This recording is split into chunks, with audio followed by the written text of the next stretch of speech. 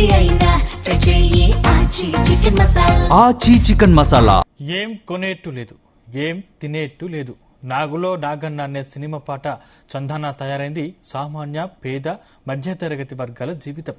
బియ్యం, ఉప్పు, పప్పు ఇలా అన్ని రకాల నిత్యావసర వస్తువుల ధరలు ఆకాశానికి ఎగిరిపోయాయి. దివి నుంచి భువికి దిగిరానంటున్నాయి. వస్తువులతో అలమటిస్తున్నామని వాపోతున్నారు. జేబులు ఖాళీ అవుతున్నా సంచులు నిండడం లేదంటూ సామాన్య జనం కన్నీరు పెడుతున్నారు. పెరిగిన నిత్యావసర వస్తువుల ధరలపై మరిన్ని వివరాలు మా ప్రతినిధి సాంబశివరావు అందిస్తారు. తినేట్టు లేదు, ఏం తినేట్టు లేదు. నాగులో నాగన్న సినిమా పాటను తలపించే విధంగా ప్రస్తుత పరిస్థితులు తయారైపోయినాయి. ఏది ముట్టుకున్నా ఏది పట్టుకున్నా ధరల భారంతో షాక్ కొడుతున్నాయని వినియోగదారులు వాపోతున్నారు. దీనికి కారణం గత కొన్ని నెలలుగా భయపెడుతున్న ఎల్ నినో. ఈ ఎల్ నినో కరువు దేశవ్యాప్తంగా చూపిస్తుంది. కాకినాడ జిల్లాలో, ఉమ్మడి తూర్పుగోదావరి జిల్లాలో మరింత అధికంగా ఉంది. వర్షాలు పడలేదు. మనం ఆగస్టు మొదటి వారంలోకి వచ్చినప్పటికీ కూడా బయట చూస్తే 43 డిగ్రీల పైబడి ఉష్ణోగ్రతలు నమోదవుతున్నాయి. వర్షాకాలంలో వర్షాలు లేవు. కాకినాడ జిల్లా మొత్తం మీద 93% వర్షపాతం లోటు కనబడిందని కలెక్టర్ అధికారికంగా ప్రకటించారు. ఈ నేపథ్యంలో బియ్యం, పప్పులు, ఉప్పులు, నూనె అన్ని ధరలు పెరిగిపోయినాయి. మనం హోల్సేల్ వ్యాపారస్తుల దగ్గర ఉన్నాం. రేట్లు ఎలా ఉన్నాయి ఒకసారి హోల్సేల్ వ్యాపారులు ఎలా అమ్ముతున్నారు అడుగుతాం. కానీ ఈ రేట్లు ఎలా ఉన్నాయి? ఇప్పుడు బియ్యం రేట్లు బాగా పెరిగినాయండి. దీనికి కారణం ఏంటంటే రేపు దాల్వా పంట ఉండదు, ధాన్యం కొత్తగా ఉందని మిల్లర్లు చెప్తున్నారండి. 40-45 రూపాయలు అమ్మి స్వర్ణ బియ్యం ఈ రోజు 50 రూపాయలు అమ్ముతున్నాం అండి. ఈ సన్న రకాలు హెచ్ఎంటి, బీపీటీ సన్న రకాలు 55 రూపాయలు అమ్మేవాళ్ళండి. ఈ రోజు 65 నుంచి 70 రూపాయలు అమ్మవలసిన పరిస్థితి ఉందండి. దీనికి కారణం ఏంటంటే మిల్లర్లను అడుగుతుంటే ధాన్యం కొత్తగా ఉన్నది, నెక్స్ట్ దాల్వా పంట ఉండదు. దాని సాధారణంగా మీరు ఈ బియ్యం అమ్ముతున్నారు కదా, ఎక్కడి నుంచి తీసుకొచ్చి అమ్ముతారు?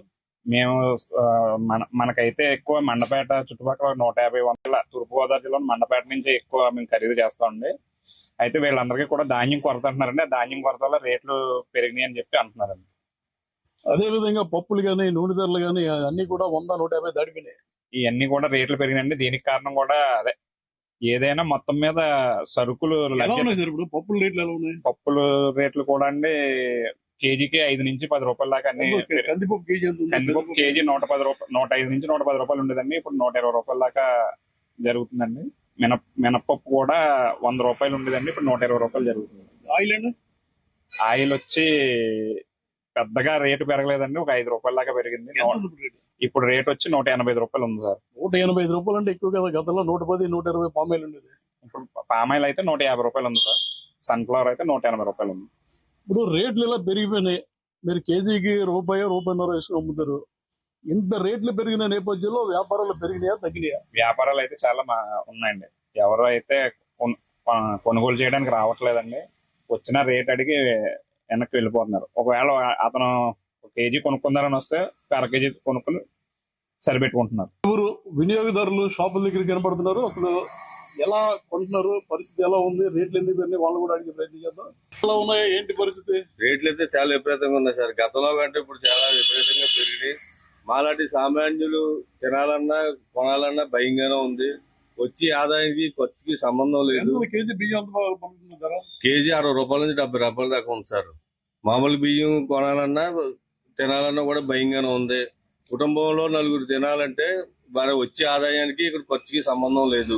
ఉప్పు, పప్పు, చింతపండు, బియ్యం అన్ని రేట్లు మొత్తం అన్ని పెరిగినాయి. ఉప్పు కాడి నుంచి చింతపండు కాడి నుంచి ఏ విషయం కొనాలన్నా కూడా మనిషికి సామాన్యుడికి ఒక 1000 రూపాయలు ఉంటే కానీ ఈ రోజు కావడం పరిస్థితి. కరువు పరిస్థితులు ఉన్నాయి. ఎల్లినో కరువు అంటున్నారు, వర్షాలు పడట్లేదు. మీరు రేట్లు కొన్నారు, ఎలా ఉన్నాయి? చాలా ఎక్కువగా ఉన్నాయండి. ఇంతకు ముందు కంటే ఇప్పుడు ధరలు పెరిగిపోయినాయి. ఒక కథ అంటే ఎక్కువ పడినాయి. ఇవి అయితే ఇంతకు ముందు 400-300 వచ్చేవి, ఇప్పుడు 800 అయింది. బియ్యం రేట్లు ఎలా ఉన్నాయి? బియ్యం కూడా రేట్లు ఎక్కువైంది. 1000 రూపాయలకి 1200 వచ్చేవి, ఇప్పుడు 1500-1600. చాలా రేట్ ఎక్కువగా ఉన్నాయి. ఆయిల్ డబ్బా కానీ, వస్తువులు కానీ అన్ని కూడా ఐటమ్స్ ఎక్కువ రేటు పెరిగిపోయినాయి. మన పండుగ మీరు సామాన్య కుటుంబం నుంచి వచ్చారు, ఇన్ని రేట్లు పెరిగిపోయినాయి. ప్రభుత్వాన్ని మీరు ఏం కోరుతున్నారు? ఏం కోరుతుంది, తగ్గితే రేట్లు తగ్గించమని కోరుతాము. లేదంటే మా జీతాలు పెంచమని అడుగుతుంది. ఇంకేం లేదు. ముఖ్యంగా బియ్యం, ఉప్పు, పప్పు ధరలు ఆకాశాలండి. ఒక 5 ప్యాకెట్ 30 రూపాయలు పెరుగుతుంది. ఒక 10 కేజీ బియ్యం బస్తాలు 400 రూపాయలు పెరుగుతుంది సార్. ఒక కేజీ 70 రూపాయలు దాటిందా బియ్యం? దాటింది సార్. కందిపప్పు కేజీ మీద 30 రూపాయలు పెరిగింది సార్.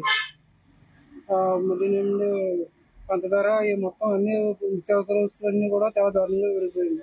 అవి గవర్నమెంట్ దృష్టిలో పెట్టుకుని సబ్సిడీ మీద మీరు చెప్పినట్టుగా బియ్యం 60 రూపాయలు ఉండే బియ్యం 80 రూపాయలు అయిపోయింది, 50 రూపాయలు బియ్యం 60 రూపాయలు అయిపోయింది. కందిపప్పు, పంచదార, ఉప్పు, నీరు, మన మంచి నూనె, అన్ని రకాల నిత్యావసర వస్తువులు ధరలు పెరిగిన నేపథ్యంలో మీరు ప్రభుత్వాన్ని ఏం కోరుతున్నారు? ప్రభుత్వం ఆలోచించి జనానికి అందుబాటులో కొంచెం రేట్లు తగ్గే విధంగా చూసుకోవాలని కోరుకుంటున్నాను. కానీ ఇప్పుడు అన్ని రకాల వస్తువులు పెరిగినాయి, ముఖ్యంగా బియ్యం ధరలు ఉన్నాయి. బియ్యం 50 రూపాయలు, 40 రూపాయలు ఉన్న బియ్యం 70 రూపాయలు, 80 రూపాయలు అయినాయి. ప్రభుత్వం రైతు బజార్ ద్వారా కౌంటర్లు పెట్టింది. అయితే రైతు బజార్లు అనేవి పట్టణాలకే పరిమితమైన, గ్రామీణ ప్రాంతాల్లో ఎక్కడ రైతు బజార్ ఉండదు. నిత్యావసర వస్తువులు పెరగడం వల్ల ఆర్థికంగా బలంగా ఉన్న వాళ్ళకందరికీ ఇబ్బంది పెద్దగా ఉండదు. మధ్య తరగతి కుటుంబానికి, పేద కుటుంబాలకి మీద వాళ్ళ మీద ఎక్కువ భారం పడుతుంది. ఏదైతే రేషన్ షాపులు ఉన్నాయో ఆ రేషన్ షాప్ లో మార్ట్లు ఏర్పాటు చేస్తారని చెప్పేసి ఒక వార్త అంటూ వచ్చింది. ఆ రేషన్ షాప్ లో ఈ మార్ట్లు ఏర్పాటు చేయడం వల్ల గ్రామంలో ఉన్న ప్రజలకి, అందులోని పేద మధ్య తరగతి ఫ్యామిలీకి ఉపయోగపడుతుంది అనుకుంటున్నాను. పెరిగిన నిత్యావసర వస్తువుల ధరల నేపథ్యంలో ప్రభుత్వాన్ని మీరు ఏం అడుగుతారు? నిత్యావసర వస్తువులు అన్నది ప్రతి సామాన్యుడికి ఇంట్లో కావాల్సిన వస్తువులు అన్నవి. సాధారణంగా ప్రతి సామాన్యుడు కూడా రోజు కూలీ చేసుకుని ఆడికి ఇంట్లోకి బియ్యం కొనుక్కోవాలి, కందిపప్పు కొనుక్కోవాలి, మినపప్పు, నూనె కలుపుకోవాలి. దీనికి అంత అలాగా రేటు పెరిగిపోవడం వల్ల ప్రతి సామాన్యుడు కదా నెత్తిన భారం ఎక్కువైపోతుందండి. అయితే ఇది ప్రభుత్వం కోరేది ఒకటండి, మనకు రేషన్లో ఎలాగో బియ్యం కొట్టిస్తున్నారు. అంటే మీరు చెప్పినట్టుగా రేషన్లో ఇస్తున్న బియ్యాన్ని కొందరు అమ్మేసుకుంటున్నారు, రేషన్ షాపులు కొంటున్నారు, మిల్లర్లు కొంటున్నారు. ఇది కూడా పేదలకు తగ్గడం లేదు. పేదలకి తగ్గపోవడం తగ్గట్టదని చెప్పాలండి. ఎందుకంటే తప్పుదార పడుతుందండి. కొంచెం రేషన్ బీమా కూడా తప్పుదార పడుతుంది. అది కూడా తప్పుదార పడకుండా చూసుకుంటుంది, గవర్నమెంట్ చూసుకుంటుంది, కొంతమేర చూసుకుంటుంది. కానీ అన్ని వేళ చూసుకోలేకపోతుంది. మా గ్రామాల్లో రేషన్ షాప్ లోకి సబ్సిడీ మీద కానీ తక్కువ ధరలో ఇంకా సబ్సిడీ మీద ఇవ్వడం అనేది చాలా మంచి ఉండేది. అంటే మేము కోరుకుంది రేషన్ షాప్ లోకి నిత్యావసర వస్తువులు తేవడం మాకు మంచిది అనిపిస్తుంది.